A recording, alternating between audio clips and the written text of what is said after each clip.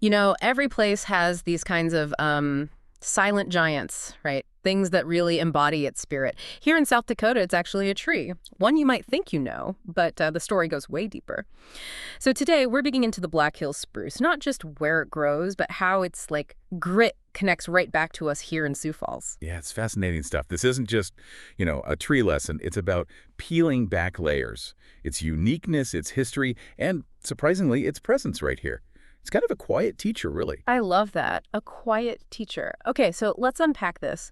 What makes the Black Hills Spruce stand out from, just any random pine tree? Great question to start with. Okay, so botanically, it's Picea glaucovare densata. Basically, it's a special regional type of the white spruce. Mm. But the key thing really is where it's from. It's almost exclusively native to the Black Hills. You find it on those rocky slopes and cool ravines, canyon walls, places where, honestly, other trees just kind of give up. Wow, okay, so it's a real local champ gun, built for those tough spots. What kind of conditions are we talking about?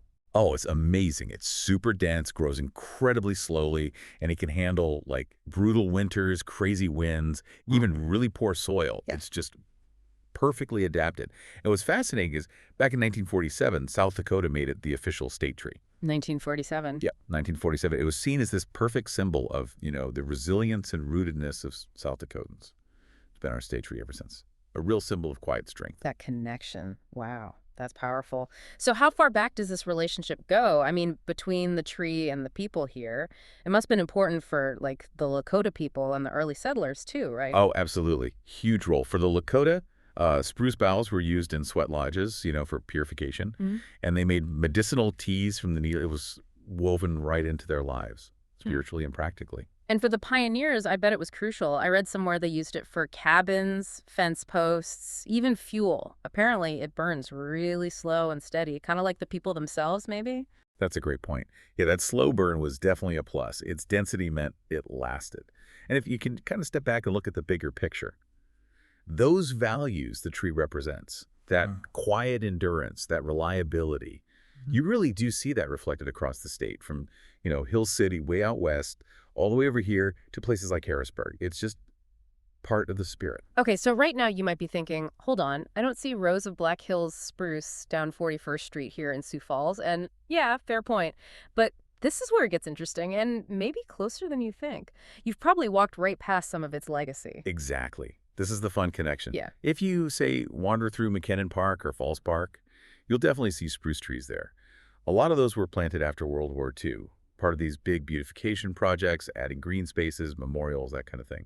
And okay, so maybe not every single one is a true Black Hill spruce, but we found out that quite a few specific ones were brought east, like on purpose. In the 50s and 60s, there were these local tree planting drives, almost like bringing a piece of the hills right here to Sioux Falls parks. Yeah, and speaking of planting trees, Sioux Falls has been a Tree City USA for, over 45 years running now? It's a pretty big deal. Shows a real commitment. And here's where it gets really cool. That whole Tree City USA thing, it started back in the 70s, and guess what? Community groups, like local homeschoolers, 4-H clubs, they were planting spruce trees specifically, inspired by our state tree. How neat is that? Like a real grassroots effort. And it goes beyond the parks, too. If you head out just outside the city, around places like Brandon, T, Crooks, you see those rosa trees, the windbreaks. Farmers plant spruce for those all the time. They're vital out there. Oh, that makes total sense. Because the Black Hills spruce is so tough, right? Yeah. And low maintenance. Perfect for a homestead. So yeah, next time you're driving down a gravel road nearby, look at those windbreaks, some of those trees. Probably descendants of that tough Black Hills stock. And there's another piece of living history, too. Remember 1989, South Dakota's centennial. School kids all over Sioux Falls actually helped plant spruce saplings along schoolyards, walking trails. It was a huge community thing. That's amazing. And are those trees still around? Many of them are.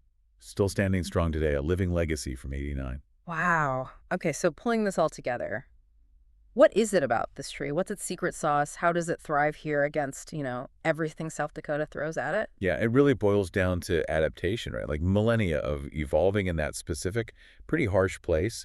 Its specialness is just its incredible ability to handle drought, the wind, our wind, the extreme cold. And even though it's one of the slowest growing spruces, it's also one of the toughest. It's like it saves its energy for just surviving. And I love this fun fact. It became the state tree in '47 because school children voted for it. Can you imagine? All Yeah. these kids across the state picking the strong, quiet tree. That's so cool. It really is a great piece of history. Yeah. And, while it's native mostly to the West, its reputation means it gets planted everywhere now. You see it as an ornamental tree in yards, and definitely still for those essential farm windbreaks. And, okay, super relatable fact. You know those perfect, dense Christmas trees with the tight needles? A lot of those across the Midwest are Black Hills Spruce. So yeah, you might have had a little piece of South Dakota heritage right in your living room for the holidays. Possibly.